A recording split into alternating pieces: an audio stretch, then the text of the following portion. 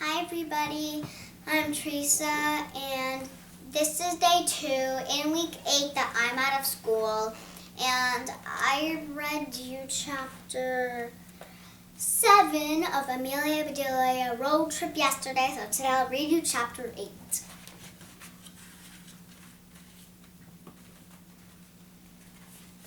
Chapter 8, Hook, Line, and Stinker.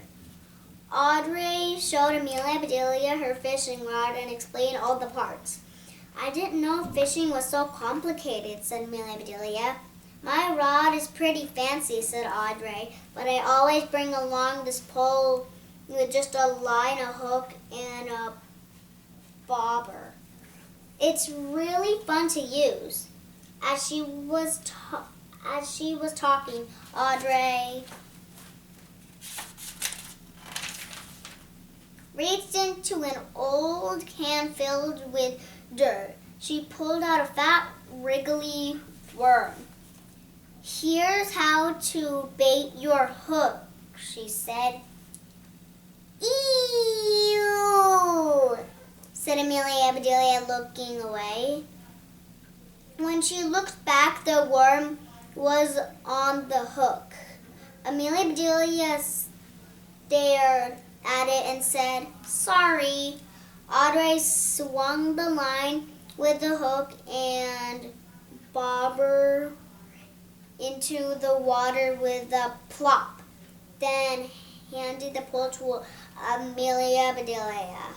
Amelia Bedelia perched on the cushion where she could fish and dry off too. What kind of fish do you think I'll catch? Asked Amelia Bedelia. Any kind, said Audrey.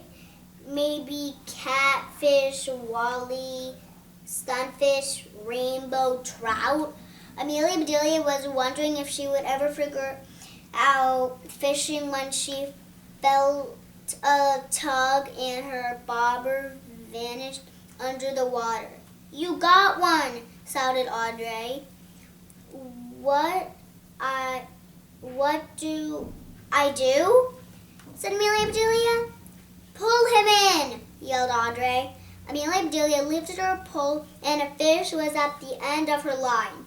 It swung back and forth above them, around them, and between them until it hit Amelia Bedelia in the chest. She grabbed it with her free hand. Gotcha, she said. Nice fish, said Audrey. You've got a good perch there. It's very comfortable, said Amelia Bedelia as she sat back down on the cushion while Audrey unhooked her fish. An hour flew by as Amelia Bedelia caught fish after fish. Audrey was so busy taking fish off her hook and putting on fresh worms that she barely had a chance to fish herself.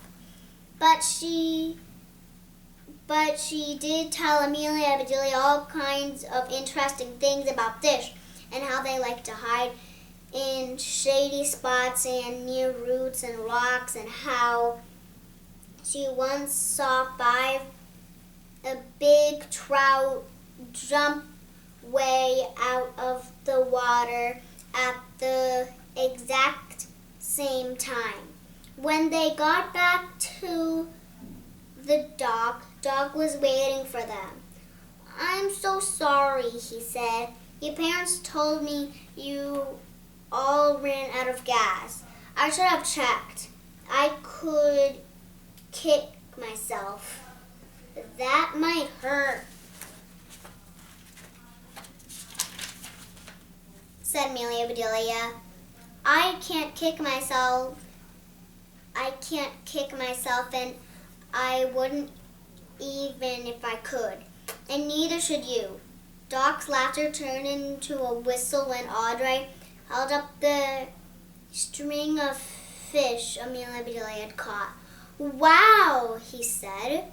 Now that's what I call getting your feet wet. All of me got wet, said Amelia Bedelia. I fell in and got soaked. That's a good nickname for you, said Audrey. I'm going to call you Soaky. Maybe that's a secret to your beginner's luck, said Doc. Fishermen are very superstitious, right, Audrey? Audrey nodded. That's why I wear Grandpa's lucky fishing shirt. Never wash it, said Doc. All that luck will go right down the drain. Amelia and Bedelia had been puzzled by Audrey's shirt. It was super old and pretty stinky. Amelia and Bedelia pinched her nose and said, P.U. If I'm soaky, then you're stinky. Audrey laughed. Deal, she said. She held out her hand and they shook on it.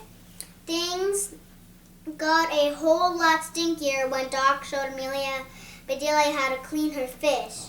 She was expecting soap and hot water.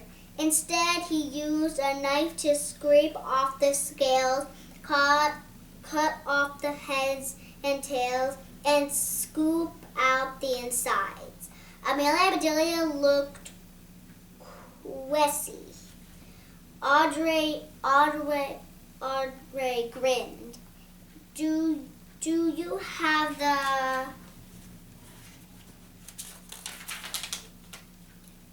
guts to try it yourself? She asked.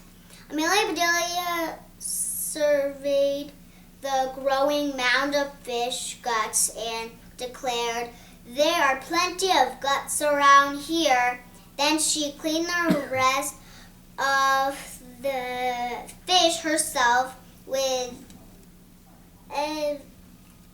advice from Doc. When she had finished, Amelia and Bedelia said, Audrey, now I know why you call this a mess of fish. This is disgusting.